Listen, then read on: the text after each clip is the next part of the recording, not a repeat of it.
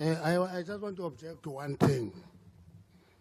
Identity crisis can lead to depression. At this point, MKP is either a bird or a mouse, then it becomes a pet. You see, asinonyane, asitweba, kimangkhane. But it projects itself as a continuation of the ANC legacy. That's why it goes Tambo. As the ANC, we still remain committed to mobilization of all strata and classes in society.